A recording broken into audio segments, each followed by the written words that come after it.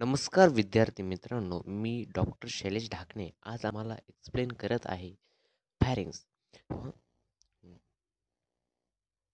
This pharynx is Latin's thorax. Pharynx Latin thorax is white muscular tube situated behind the nose. नोजच्या पाठीमागे situated आहे white muscular tube आहे. बरोबर. Mouth, the mouth and larynx clinically is a part of upper respiratory passage. म्हणजे part of upper respiratory पॅसेजचा part आहे. Where infections are common, त्यामध्ये infection होणं common आहे. The upper part of the pharynx transmitted only ear. Upper part वरील part आहे का, म्हणजे आपला ओरोफॅरिंग्स. ओरोफॅरिंग्स जो आहे तो फक्त इयरच पास करतो, बरोबर ना. Lower part are lower part are only in food, yes or no. But middle part are commonly passage of the both air and food. म्हणजे आपण आजपर्यंत ऐकले pharynx is the common passage of food and air, पण हे असं नाही आहे. फॅरिंगचे 3 part असतात. त्या 3 पार्टमध्ये एका पार्टमधून फक्त इयरच जाते, एका पार्टमधून फक्त फूडच जातं, आणि एक जो पार्ट आहे ना मधला, त्यामध्ये दोन्ही जातं, जे फूड आणि एअर पण जातं. डायमेन्शन पाहू, लेंथ आहे 12 सेंटीमीटर. विड्थ बघा, upper part of width 3.5 centimetre and non collapsible part आहे. कारण का आहे कॉलॅप्सिबल, म्हणजे का आहे नॉन कॉलॅप्सिबल, म्हणजे काय, न दबणारा का आहे. जर तो दबला तर आपल्याला श्वास घ्या प्रॉब्लेम होऊ शकतो, म्हणून तो नॉन कॉलॅप्सिबल आहे. मिड पार्ट नॉरो आहे आणि the lower end of a narrowest part आहे. हा नॉरिस्ट पार्ट आहे of the gastrointestinal tract, म्हणजे तिथून गॅस्ट्रो इंटेस्टायनल ट्रॅकला जुडलं जातं. आता बघा बाउंड्री पाहू, अप्पर बेस ऑफ अ कल, म्हणजे आपण जे आपलं स्कल आहे ना, ते बेस जिथं स्कलचं जिथं बेस असतो का, तिथून चालू होतं. Include posterior part, include posterior part of the body of sphenoid and basilar part of occipital bone in front of pharyngeal tubercle. Tubercle म्हणजे बघा, इथं ऑसिपिटल बोनचा असतो का, ऑसिपिटल बोनचा फ्रंटल पार्टपासून फॅरेंजियल ट्युबरकल. पण आपल्याला बाउंड्री हे फक्त क्लिनिकली पाहणं डॉक्टरांना गरजेचं असतं, आपल्याला काहीही गरज पाहिजे नाही, बरोबर. तर आपण आता मला वाटतं की आपण डायरेक्ट 3 पार्ट पाहू. तर मग जसं सांगितलं मी 3 पार्ट असतात. बघा बघा मी आता त्या 3 पार्टला एक्सप्लेन करतो. बघा, पर्टिक्युलर नेझोफॅरिंग्स, ओरोफॅरिंग्स आणि लॅरिंगोफॅरिंग्स, बरोबर. शिव आहे नेझोफॅरिंग्स, शिव आहे ओरोफॅरिंग्स, शिव आहे लॅरिंगोफॅरिंग्स, बरोबर. बघा सिच्युएशन काय आहे, बिहाइंड द नोज. हे काय आहे, बिहाइंड द नोज. सिच्युएशन काय आहे, बिहाइंड द नोज. आता बघा ओरोफॅरिंग काय, behind the oral cavity, behind the oral cavity, बरोबर. बिहाइंड द ओरल कॅव्हिटी, बरोबर, बरोबर. Behind the oral cavity. आणि इथं काय, behind the larynx, behind the larynx. बघा सिच्युएशन काय आहे याची, बिहाइंड द नोज आहे, बिहाइंड द ओरल कॅव्हिटी आणि बिहाइंड द लॅरिंग्स आहे, बरोबर. आता एक्सटेंड बघा, एक्सटेंड बघा, एक्सटेंड बघा. एक्सटेंटवर फोकस करायचा. Base base of the skull, base of the skull म्हणजे काय, स्पिनॉइड बोन. स्पिनॉइड बोन कुठं असतो, आपल्या नाकाच्या वर जरा स्पिनॉइड बोन असतो. आणि सॉफ्ट पॅलेट, म्हणजे बघा मी इथं हायलाईट करतो पिनॉइड बोन आणि सॉफ्ट पॅलेट, बरोबर ना. आता ह्याचं काय आहे, सॉफ्ट पॅलेट और अप्पर बाउंड्री ऑफ इपिग्लॉटिस. इपिग्लॉटिस आपला इथं एक पार्ट असतो इपिग्लॉटिस, जो की आपण फूड इंटेक केल्यावर जो की ट्रॅकियामध्ये जाऊन देत नाही, त्याला इपिग्लॉटिस असं म्हणलं जातं. तर तो पार्ट असतो. तर तिथं बघा त्याला एक्सटेन्शन हिथं आहे त्याचं, बरोबर ना. तर soft soft palate of upper border of epiglottis, बरोबर. आणि लॅरिंगोफॅरिंग म्हणजे upper border of epiglottis to lower border of cricoid cartilage, बरोबर. हां, बघा आता पहा कमी communication, communication anterior with nose, anterior with nose, anteriorly with nose, काय अँटेरियरली विथ नोज, बरोबर ना.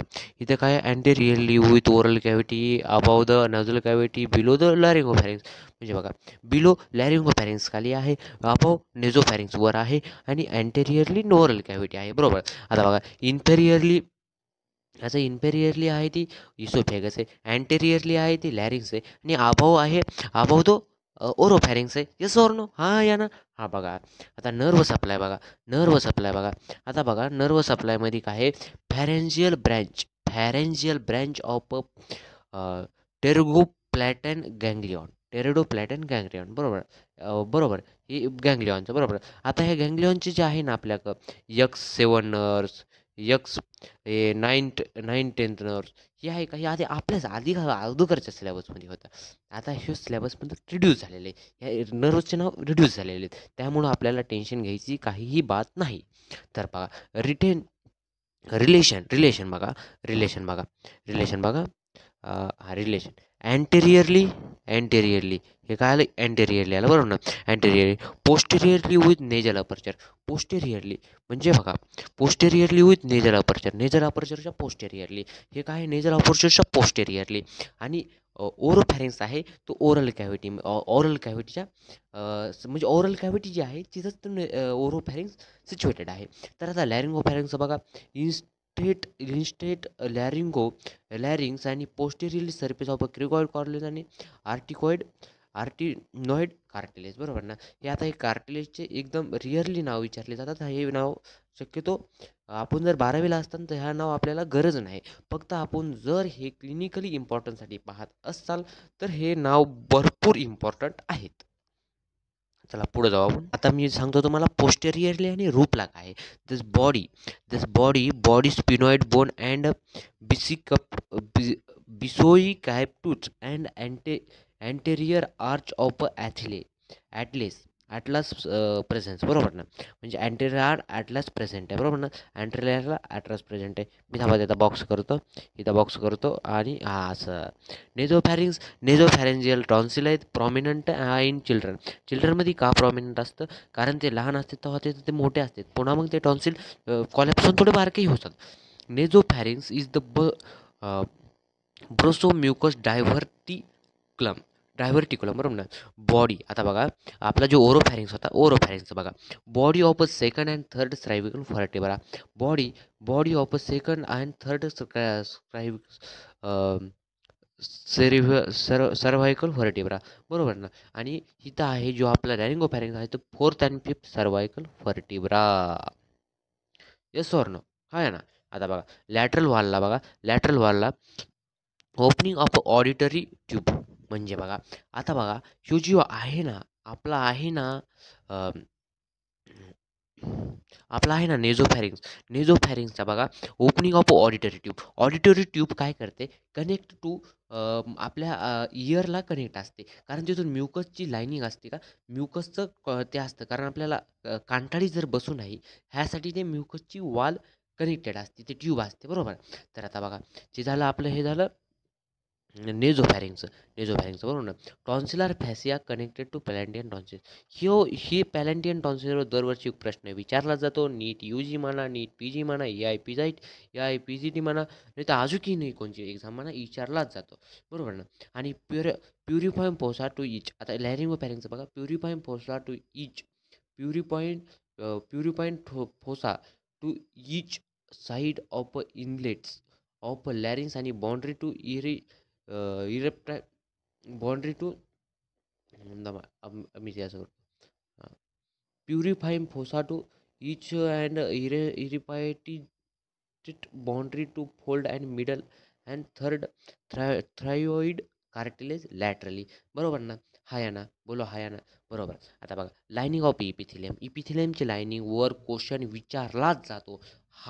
प्रत्येक परीक्षेला हा क्वेश्चन असतो, इपिथेलियल लायनिंग ऑफ इपिथेलियल. बघा आता बघा आपलं जे नेझोफॅरिंग्स होतं तिथं असते लिनियर कॉलमनार इपिथेलियम. आपल्याला हे पाठच झालं पाहिजे. या पाठ झाल्याशिवाय काही उपयोग नाही. पाठच झालं पाहिजे. बरोबर. बघा ट्रायटोफाईड स्क्वॅमस नॉन कॅटेनाइड्साइड कॅराटिनायसेड इपिथिलियम. बरोबर. आणि पुढं बघा स्ट्रायटेड क्युमायस नॉन कॅराटिनायसेड इपिथिलियम. आहे ना.